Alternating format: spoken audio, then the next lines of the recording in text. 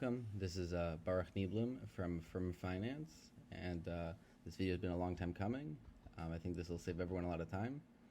And forgive me, this is my first, really our first video. So let's get started. So we're gonna do a deep dive into getting started with Right Capital, do the input, and then we'll follow up with some videos for specific situations. But I want to cover here just putting all your data in, because what I've found so far is that the first 15 to 45 minutes of every one-on-one session that we have with everyone right now has been just going through Right Capital to make sure that all the information has been put in correctly. So I want to just do this once in a video fashion so we can save everyone a lot of time, and people can just watch this video and make sure that they have their data correct in Right Capital. Basically an onboarding video. So that's my goal here today. So I'm going to start by going to the Right Capital system, which you get to by going to frum.finance/planning. It'll automatically get you to our sign up link with a referral, this way that we connect to your system. So let's make up an email. So I'll use like my personal. I'll have one password, create a password for me, new password, yep. Make up a name, Mendelson.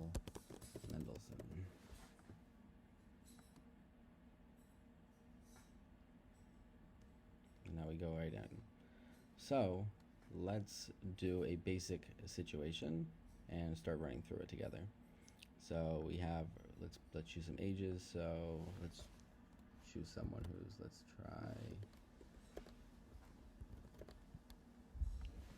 start with this. So you obviously put your state in. Let's pick your year. Yeah, let's do that. So you see, I put the birthday in, and then it automatically has the age. And then I'll use another one here. Right here, this is very important. So right here is the planning horizon, and you'll want to do this, set this for both people, both the husband and the wife. So right here you have Mendel, who we have is the husband, and then here we're doing Chaya as the wife. So this planning horizon is very important. This is, in nice words, the expected date of passing. Obviously, we have no idea, so it's really a question of risk. So obviously, the later you do, the older you do. If you wanted to do 1 till 120, which is statistically unlikely, you'll end up with a much more conservative plan, because obviously most people will not live to that point. So really, the answer you put here is really, it has to do with your family situation. If you have a history of your family not living till 100, let's say, you could put in a lower age. So really, this is going to be up to you guys. For both the husband and the wife, you should put in a year. I'm going to use 100 for both husband and wife here for the situation. I find that's a nice average, but obviously that's not the actual average, and you should, for your situation, based off risk and family health history, put in a roughly accurate age that you want to do your plan for. And what this means is the date until we want to make sure that there is money funding the living situation.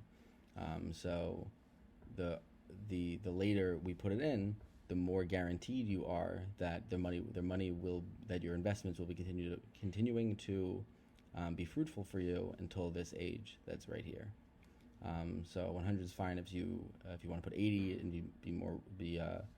you'll have a more risky portfolio and a more risky financial plan, which is fine. If you want to put 120, that's also fine. It's really going to be up to the family.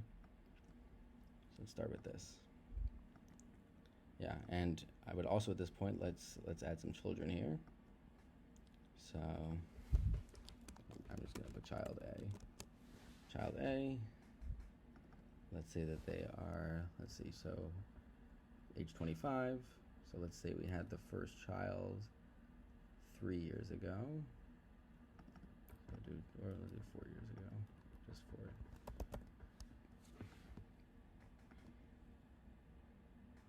Yeah, that works. Child B, 2022. We'll say we had 2 years ago, and let's have a third child, child C. We'll say this year. I think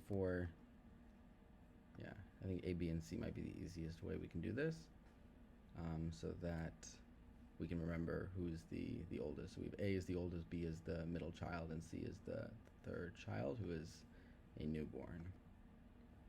Let's click next. Okay, now we need to put in some salaries.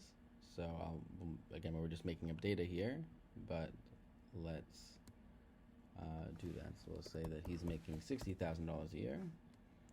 The income is already started, because it's not like he's learning in Kailal and he's going to start in a few years. No, he's already started working. It's not like in a situation where, let's say, he's learning, and hey, this is roughly what he's going to be making in 3 years when he starts working. You could put it in, and then you could have it start in a couple of years.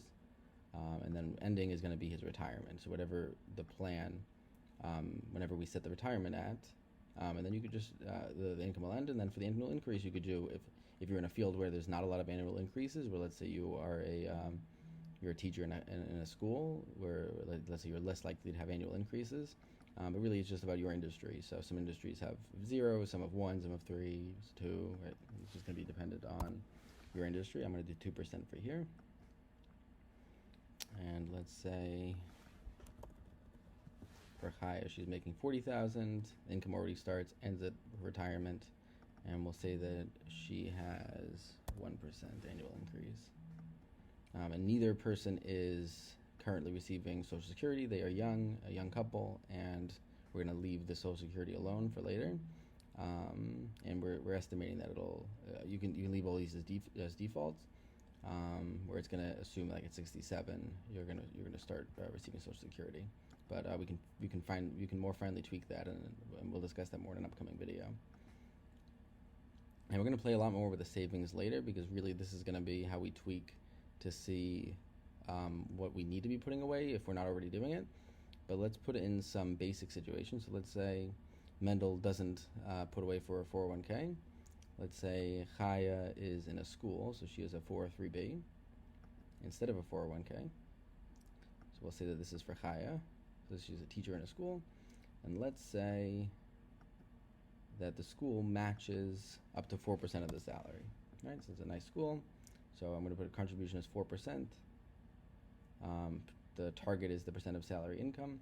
And we'll say that this goal already started. She's already putting all this money away. And this ends when? Chaya, so we'll say at Chaya's retirement, this ends, because she's no longer going to be putting it away. Once that happens, obviously she changes schools, we need to change that. And we'll say it's 100% match. What does this mean? This means that for the first 4%, so she's putting in 4% of her salary. We'll say that there's this is where we're talking about the match. This is how much she's putting in. So we only want to be putting in the match right now. So we'll say she's putting in 4%, the school's matching 4%, and for the first 4%, they're going to guarantee 100% of the income. Right, they're going to put in 100% match, not guarantee the income. Sorry, I should say that for 100% of the 4% that's going in, they're going to match it. So if she's putting in $1,000, and that's 4% of her salary, let's say, then the school's also going to put in $1,000 to match it. So let's say if the school we could do 50% if they were doing, let's say, a half a match. So let's say up to the first 4%, the school was saying, okay, so if you put in $1,000, we'll put in 500. So then for here you put in 50%. In some situations of a secondary match, but it's the same idea. You're just doing it twice. And these, I think, there's more information in all the icons. But here, these are flat dollar matches, which are less common, but you might see that. So let's save that. So that's her. So now this is her 403b. We set that up.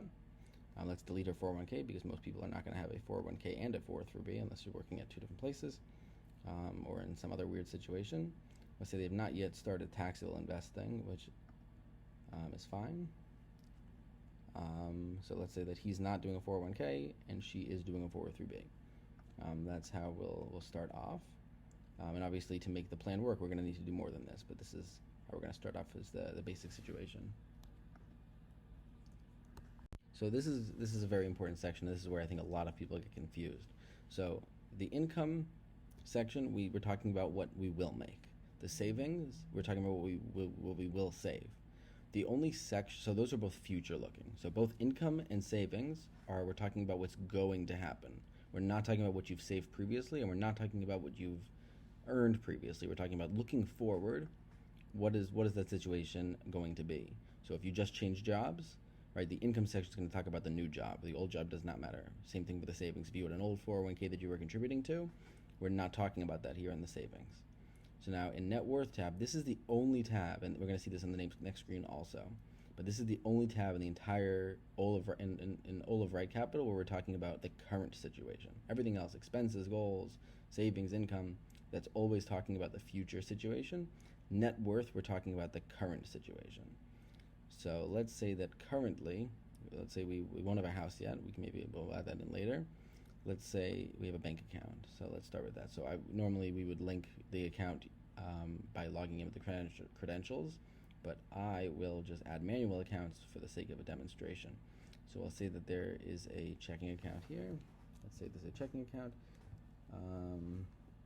We'll say it's a joint checking account, and we currently have, let's say, $5,000 in there. Now let's make a other account. Let's call this emergency fund. We'll make this a savings account, and let's say they have, I don't know, $15,000 in their emergency fund. We'll make this a joint account also, and this is important, included in plan. You might have an account that you want to track and write capital that we don't want to include in the financial plan. Most likely, this will never be no for most people, but you might have some weird account that that you have it designated for a specific purpose that you want to keep it completely separate, but you still want to track it in your overall plan, but you don't want to use it in any of the statistical projections. So you have the option to exclude it, but for the most part, this is always going to be yes. Maybe we'll add some credit cards and things later in. Let's look at the investments. So let's say we didn't say we're saving anything in the IRAs, but let's say for the first 2 years of marriage, at least one of them maxed out their Roth IRA. So let's start by investment, and we'll say that Mendel did it. So we'll call this a Roth IRA. See which one is it, traditional or nope? Roth IRA.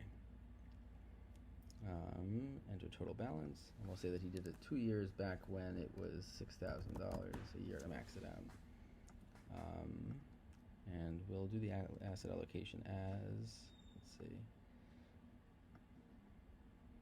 Well, normally this will pull it directly from the actual asset allocation, but I'll just call it we'll just do the most aggressive portfolio right now. And we can change all that later, but normally you won't be setting this anyway because it'll just pull it from the actual, if you're linking the account, it'll pull it from the actual investments that you have in that account, so you won't need to worry about this. And if you have no investments, that's fine. We're going to leave this section blank, but for people that already have an investment, we are going I'm linking this here. So you could, let's say you wanted to list out all the different actual investments by size and purchase price and all of that. You could manually type it all in here if you don't want to link it. If you're not comfortable linking it, you can do that here. So let's call this that, and let's add some life insurance. So let's say that they already, before they found frum.finance, someone convinced them to buy some term life insurance. So it might not be the exact amount they needed, but they do have life insurance. So we'll say that they're paying $50 annual premium. So let's say 50. We'll say $600 a year. And we're going to say that ends in 30 years. The death benefit, we'll say, is we got $500,000. I'm just making up numbers, so obviously this could be wrong. Some policies, the premium ends at a different time the policy ends, but this is just a 30-year term policy, so it's going to be the same for both. They get 100%, included in plan, yes. Okay, so that's and let's add another life insurance. We'll call this, so this is Chaya's life insurance, and I find a lot of people get a smaller, for some reason they get a smaller policy for their wife, so we'll make this 150, and the annual premium, let's just make it the same, and we'll do the same thing after 30 years.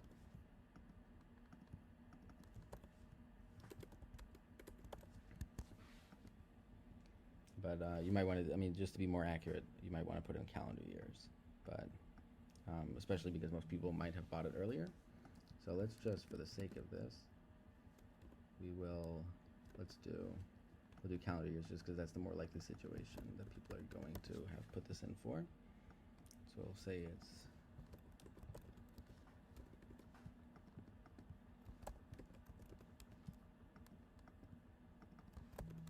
okay. Okay, and let's add in a car. So we have, let's see. Yeah. Okay, so we'll say family car.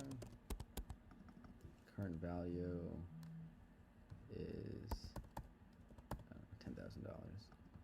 Year of sale, let's say I bought it 3 years ago. I've driven my car for 8 years, so let's say we're going to sell it in 5 years. And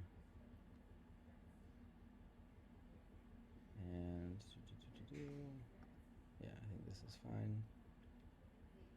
And we can play with all these numbers later, but let's just get this in as a basic situation. Cost basis is how much I bought it for, so let's say 12,000. That's good for now.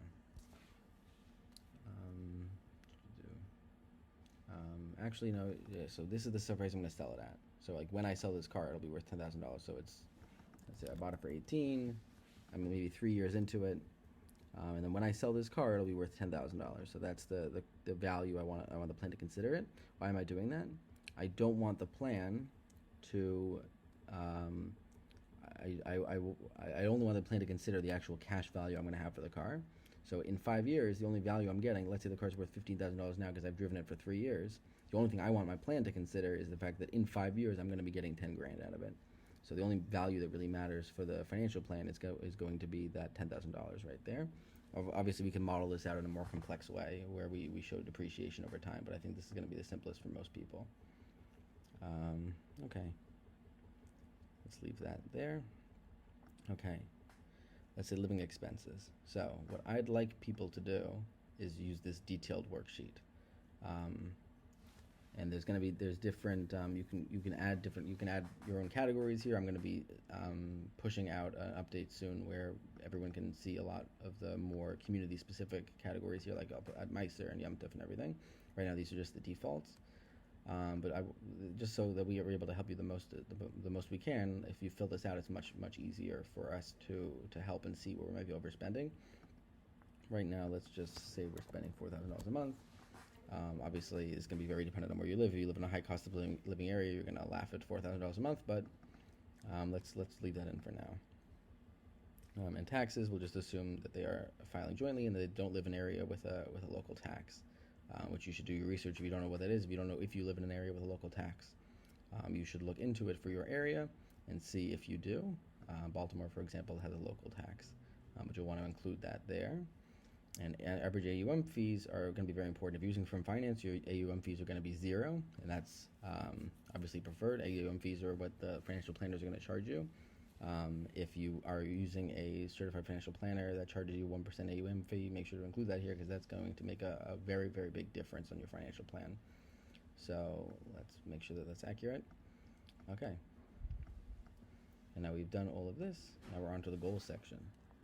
This right here is the goals section. Now this is probably the place where I see most people getting lost or not knowing what to put or not modeling out everything or modeling out too much. Really, I don't really see people modeling out too much, but for the most part, you're seeing people missing goals or not realizing what to put in.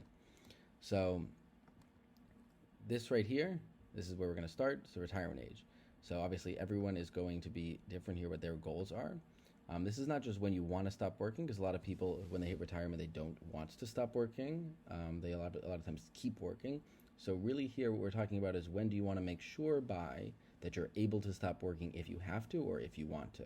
And this is an important distinction because a lot of times you're forced to stop working even when you don't want to. A lot of times you could be physically or mentally exhausted. So you might have to stop working or change careers or change to a lighter career or just want the freedom to work because you want to, but not because you have to. So we'll put ages in here that make sense for that.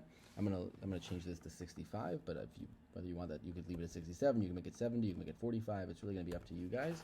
We're not here to tell you what life you want to live. The goal here is to make sure that you're able to hit the goals of the life you plan you guys as a couple would like to live as a family. Um, so now let's look at retirement expenses. And again, I highly recommend the detailed worksheet. This is going to be much harder to do a detailed worksheet because you have no idea what you want to do as a couple in the future. But this is the retirement expenses. When you are done working, so kids are out of the house, and you're now focused mostly on grandchildren or the like, and you might not be working, or you might be working, you might not be working. But what is this reduced life going to look like? Or maybe it's an increased life. Maybe you guys want to travel a lot. Or maybe you want to start kicking up the mice are giving, or you're going to start dining out, whatever it is. Let's fill out a good worksheet here of what your goal. Now, a lot of people might be thinking, this is 40, 50 years in the future, maybe, right? Depending on how young you are and whatever retirement age you choose. So how am I supposed to know what I'm going to live like? So the goal here is to create a map of a life that you'd like to live, and you're going to come back and update this, and that's fine. Whether you and your spouse, or if you're single, you'll revisit this, and you'll update this as life changes, and that's fine. We're building a plan to make sure that we're currently making decisions that match what our plan is. So am I given what I currently hope my life to be like, am I making decisions right now that bring me towards that goal, or that bring me away from that goal? And the main goal here is intentionality. So this might seem like overkill for a lot of people. This might seem like I'm being far too detailed, but we're making estimates, and it's fine to be wrong, and most likely we're going to be wrong, and that's still fine. But the point is that I'm making kalim for the brachas that I'm hoping to achieve, and I'm mapping out a life that I want. Like that, this is the life that me and my spouse, or me, this is what we want to build. This is the house we want to build. This is the life we want to live, and these are our goals. So that's why the goal section here is going to be very intimate. And I encourage people to have a long, meaningful discussions as a family, or as a couple, to get to what your goals are, because I can't tell you what your long-term goals are. I mean, I have clients, we have people who, they are fine. They're fine with all the grandchildren having to come to them, or they say, no, I want to fly to all my grandchildren. I have no idea how many I'm going to have, but I want to have enough money that if I have 10 children, that I can fly to all of them to spend a month with each one, right?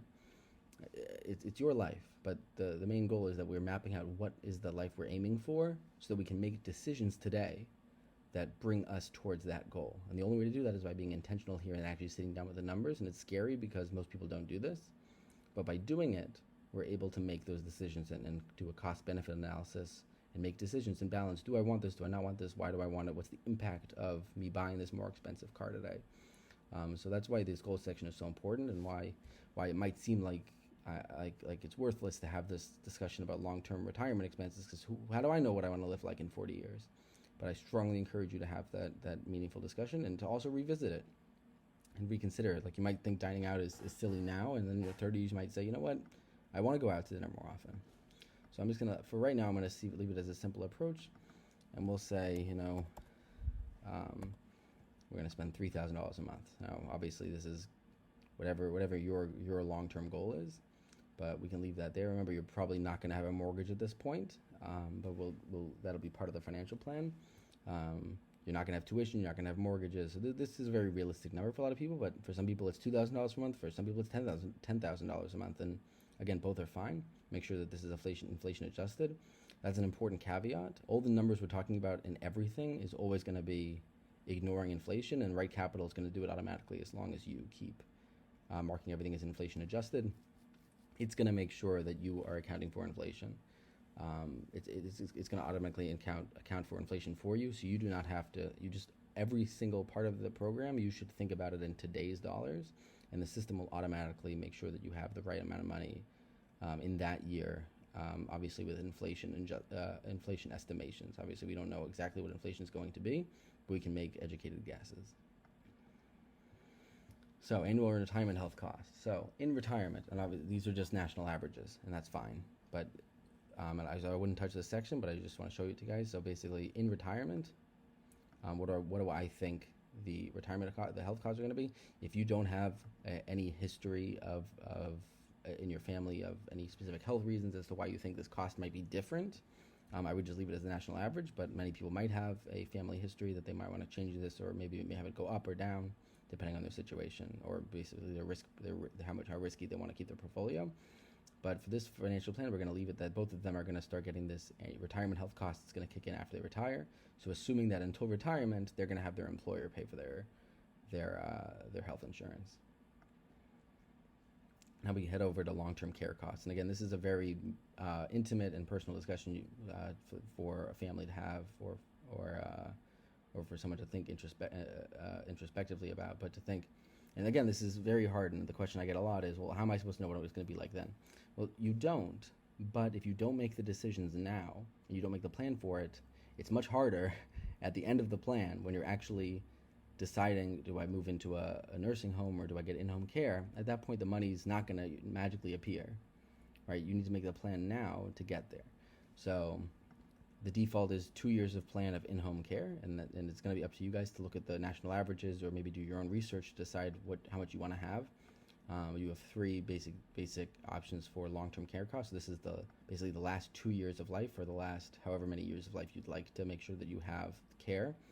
And the costs associated with it. So if you want to make sure that there's enough money that you have in-home care, that means you get to stay in your house with your family for X many years. And obviously this is going to be a risk discussion. I mean, do you want to make sure that you have enough money for 2 years of care or 10 years of care? Now, the cost is astronomically different. So this is really, again, a risk question. And it's up to you. I would make sure that, to me, I always say 2 years, but some people might be more or less risky.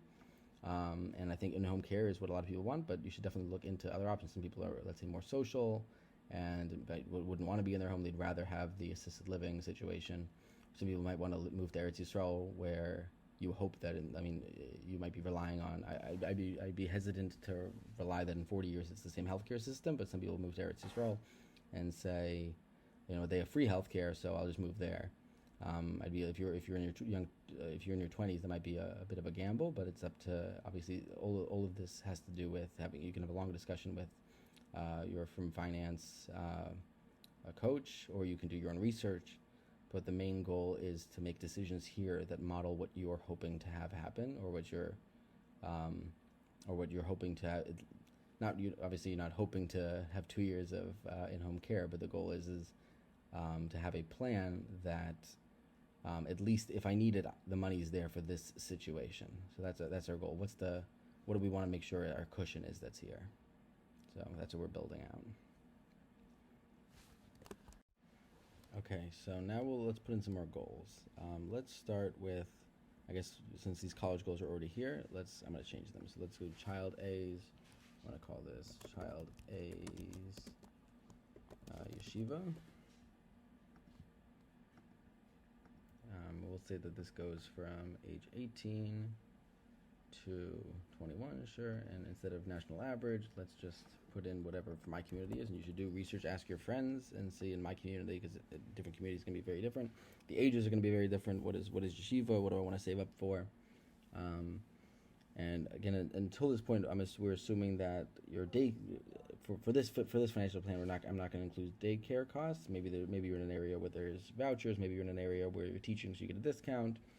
Maybe you're, it's part of your monthly budget, so you're not doing long-term investing. Normally, you're not seeing someone doing long-term investing to reach daycare, day school goals, like your regular elementary school, middle school, high school. Maybe for high school, you'll see it because it can be a lot more expensive. You're not usually seeing it because it's a constant, so there's not really time to invest for it because it's something you always have. So that's usually just built into your monthly budget. But here for, let's say, post-high school yeshivas or seminaries, that's where usually you have a big jump in costs, and you might want to be investing for the long term to get there. So that's what I'm going to do here. But again, it's up to you. If you want to include elementary school, middle school, high school, that's up to you. So let's call this yeshiva. It's very helpful for you to make sure that this says yeshiva if you're sending to yeshiva and not college, because I obviously have clients where you're sending to both yeshiva and college. So it's very important for me to be able to see, for us to be able to see that this person's yeshiva. So we'll say this is 18 to 21, and we'll say $20,000 a year. And this is very important for goal start and goal ends.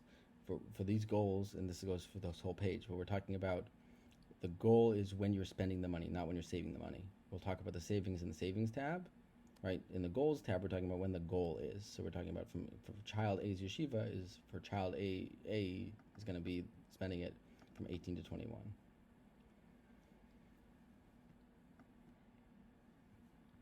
Let's do the same thing here. So we'll call this, let's say child B is a girl. So let's say this is going to be child B's seminary. We'll say this is 18 to 19. We'll say this is, she's going Eretz Yisrael, and it's going to be $25,000, including airfare and all this stuff per year. And again, do research in your community. It's going to be very specific, and I can't tell you what this is going to cost. Ask your friends, and remember, this will account for inflation, so don't think that you need to try to guess what it's going to cost in the future. Child C's, and we'll say this is another boy, so we'll say child C's yeshiva. We'll say 18 to 21 again. Custom amount, 20,000 again. Okay. Now let's talk about some more goals. So let's say this family has. We talked about that car. So if I remember correctly, we said we're 3 years into owning the car. So what does that mean? That means that we're buying the next car in 5 years. So right now it's 2024. So let's say in 2029 we're going to buy a new car. So this is a family Sienna. When we buy it, we're going to buy it for $20,000 used, certified pre-owned. This is a joint car. We're going to buy it for the first time, a new one in 2029, and we're going to buy a new one every 8 years, right? And we're going to do that until, we're going to say end of both plans, until both parents pass away, because we want to make sure that we can always drive around grandchildren. So we're going to make sure that it's not just at a specific year. We're always going to have this family Sienna because we're always going to have lots of kids, let's say. Again, annual increase, we'll just say general inflation. And we buy the car. We're not leasing it. We're not financing it. We're just going to buy the car in cash. We're going to buy a new, this $20,000, and obviously this is going to go up by inflation, and the system's automatically going to do that for us. And every 8 years after 2029, because we're buying the first one in 5 years because we already own one for the last 3 years, and obviously I'm not telling you how often to buy a car, but it's up to you guys. Some people want to drive a car for 10 years, some 8 years, some 5 years.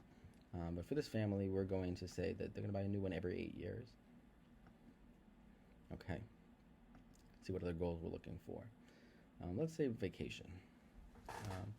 Let's say we are starting when the kid's a little bit older. So let's say starting in 2027, every 2 years, and we're going to do this until the kids are out of the house. Let's say for the next 30 years. After 30 years after this point, we are going to go on every 2 years, we're going to go on a $10,000 trip as a family, joint family. So this is the joint family's vacation goal, starting in a few years for the next, we'll say the next 25 years. And we're going to go on a $10,000 trip every 2 years. Again, have these meaningful discussions as a family and come up with a goal that you guys want to make sure happens so that we can make sure we're making decisions to get there. Okay, what else do we want to put in here? Let's say we're going to buy a house. Primary home relocation. So right now we're renting. Let's buy a new house. So we're going to buy a new house, and we're going to buy a house for $500,000. And we're going to buy a house in Maryland. When are we going to buy that house? Let's say 2030. We'll assume a lot of these defaults are fine. In my area, let's say we're going to say that the property tax is going to be, I don't know, we'll say $3,000. Insurance, we'll say is $2,000. Obviously, just put in what's good. A good number for maintenance is 1% of the purchase price. So let's say $5,000. Down payment, we're going to aim for 15%. 30-year, a 30-year loan, which is normal. And let's hope interest rates go down at this point, but we'll call it 5%. No early payoff, and this is very important. If you currently own a home, what are you going to do with it? Are you going to turn it into a rental home or vacation home? Since we're renting, I'm just going to put sell immediately because there's nothing to sell, so the system isn't going to be confused by this, by trying to turn the house we don't currently own into one of these other things. We'll just say we sell it immediately. Okay, and this is our goal. Obviously, things fluctuate, life changes. We're just making the best guesses we can to make sure we're hitting goals that we decide for ourselves. Let's jump into now the bar and bas mitzvahs now. So there's no obviously Goyish software. There's no bar and bas mitzvah category. So we're gonna call them weddings just for the sake of it. It makes it much easier. So we'll call we'll say it's a joint ownership between both spouses, and we'll call this child. So let's call this child A's wedding. And this is very important. Don't do calendar year. It's just very hard to keep track of everything. So please, for child A's wedding, the goal should start at child A's age. We're doing bar mitzvah first. So child A's bar mitzvah. And we're going to do that at age 13. And we're going to spend, let's say, $5,000 in this bar mitzvah. Obviously, do whatever works for you. Let's put in child B. Child B's bas mitzvah. 5,000 joint ownership. We're going to do a child B's age of 12. Now let's jump to child C. Child C's bar mitzvah. Again, 5,000 joint ownership, and child C's age of 13. Okay, let's do weddings now. Child A's wedding, joint ownership, child A's age. So he's gonna get married at 23, and he's gonna have a $20,000 wedding.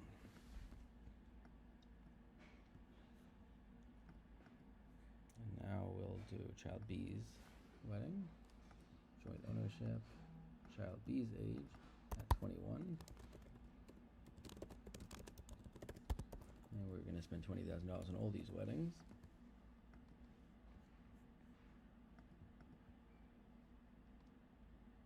And now we'll do the next one.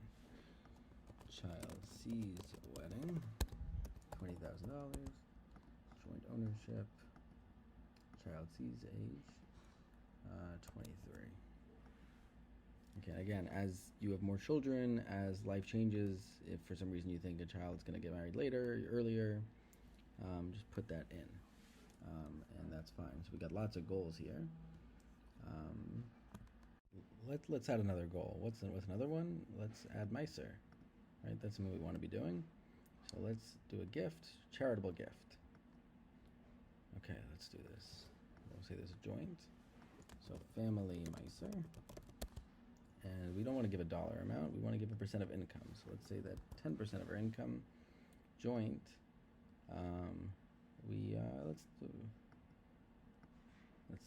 Let's do a donor. We'll leave it as cash.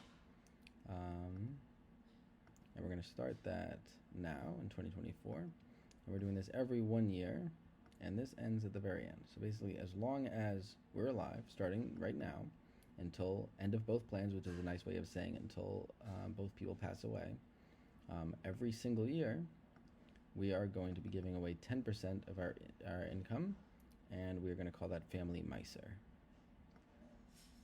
Okay, I think we have enough goals for now to go into the program. So this was all the intake, and now we can hit complete, and now we're going to get access to the full program.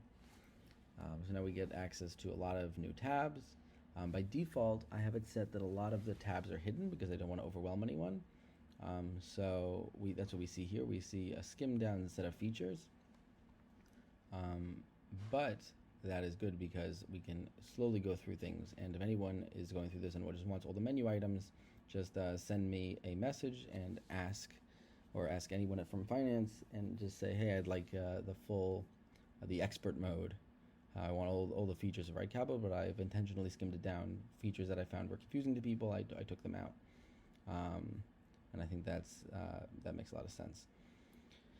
So let's explore it together now. So we have our dashboard. So what's this going to show us? So I think we want to really take a look at here. So this is really the whole point of Right Capital is about this number right here. The reason we're putting all this number, and the reason we're putting the plan, and the reason we're setting the goals, the reason we're documenting everything, is this number, percent probability of success, and what are we doing here? So this is called a Monte Carlo simulation, and you can see it down here.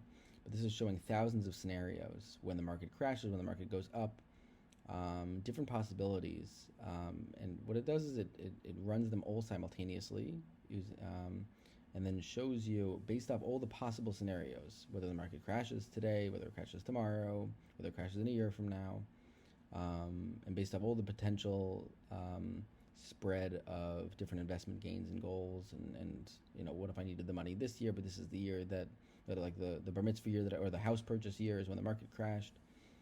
So given all the different things based off the information I put in, what is my chance of success? So you can see we did very well, and then we lost a lot of money. This is the year I'm assuming we purchased the house, and then we have very little income happening. We're just growing a little bit, but we haven't really put in all the information yet for the plan. But it shows us that basically based off of the goals that I put in right now and the savings, we do not make it. So we survive up until this point, and then at 66 we ran out of money because we stopped working. So basically we had enough coming in that we were able to pay for our expenses and our goals, but at 66 there was no money for retirement, so it dropped to zero, which is why you see that because our planning horizon is all the way over here, why we have a 0% chance of success, because there was just not enough money for retirement, and because of that, in retirement there is $0 at age 67 in 100% of the scenarios that got run. So our plan is not robust enough, so we will need to add more savings to make it possible. We can see right now a bunch of helpful information. We can see over time how our money went up. That's helpful. We can see our current balance sheet. We can see, how are we currently invested, and this will pull from your actual investments, which is very helpful. What's our tax side? What's our tax situation, which we'll get into more complex and tax-related videos. So I think the easiest things are going to be here are the tasks. These are the things that I've either assigned to you, or the system's automatically assigned to you about things that I need you to do, whether it's signing a document that we have, whether it's updating your family's information, whether it's a discussion we had where I'm just documenting, this is something we agreed you would do. You're going to see all your tasks right here. This is your current savings rate, what percent of your income you are saving. This is your net worth. But again, this is the most important, and we want to get this up as high as your family is able to. My general goal is 80%. That we want to make sure that there's an 80% chance of success, that with the information we put in, that you're expected to make it through to your plan, that your financial portfolio and your financial plan actually hits your goals and milestones. You're able to pay for the chasnas, you're able to pay for the bar mitzvahs, life insurance covers everything. We want to make sure that everything here looks good.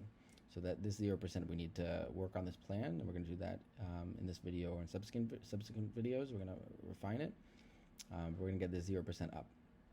And tasks, again, here is the full mode where you're going to see all the tasks, and we're going to keep exploring together. But again, the dashboard is definitely a place we want to keep coming back to, and making sure that as we make changes, this percent chance of success is going up, or at least it's what we expect it to be. Well, I think for an onboarding video, we made it pretty far, and I think in subsequent videos we will learn how to, let's say, calculate life insurance, or get the 0% up.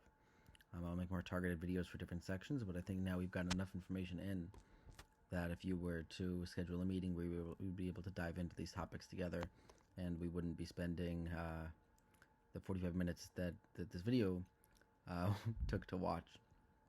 We wouldn't be spending those first 45 minutes walking through the data input. So I think this will be if you're able to get this far without us diving in together, before we're able to dive in together, that'll be great. And then on a call we can get the 0% up. We can work on refining our plan and investments and everything, or you can do that by watching some of our next videos.